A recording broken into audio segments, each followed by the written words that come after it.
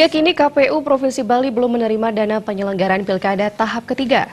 Untuk itu KPU Bali berencana menemui Gubernur Bali untuk meminta pencairan dana segera dilakukan karena tahapan pembentukan PPS akan segera dilakukan pada 3 April 2018 mendatang. Semakin dekatnya tahapan pembentukan Panitia Pemungutan Suara atau PPS pada 3 April mendatang, membuat KPU Provinsi Bali kebingungan. Sebab hingga saat ini, dana anggaran penyelenggaraan Pilkada tahap 3 yang seharusnya sudah cair sepekan usai melaporkan penggunaan anggaran tahap sebelumnya, belum juga terrealisasi. Untuk itu, KPU Bali berencana akan menemui Gubernur Bali untuk meminta dana tersebut segera dicairkan. Jika tidak, akan mempengaruhi pelaksanaan Pilgub yang selama ini dinilai sudah berjalan aman dan damai. Dana tersebut sangat diperlukan untuk pembentukan PPS.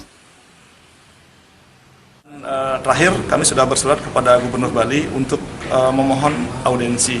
Mudah-mudahan ya setelah Hari Raya Nyepi ini, dalam waktu dekat, kami berharap audiensi KPU Provinsi Bali kepada pihak pemerintah Provinsi Bali bisa diterima sehingga kami bisa berkoordinasi. Nah, ini sangat penting karena menurut tahapan ya pada tanggal 3 April nanti KPU Provinsi Bali harus mulai merekrut tenaga penyelenggara di tingkat bawah yaitu KPPS dan juga sudah mulai harus mempersiapkan pembentukan TPS. Gitu. Jadi kami berharap ini segera clear karena jangan sampai terkendala karena masalah anggaran. Karena secara umum ya ini pandangan KPU ya. Jadi dan juga berdasarkan indeks kerawanan yang informasinya kami terima, Bali sampai hari ini termasuk sangat lancar dan kondusif ya. Meskipun ada beberapa catatan yang kemudian terus kami upayakan untuk melakukan langkah-langkah penataan ke depan. Jadi kami berharap.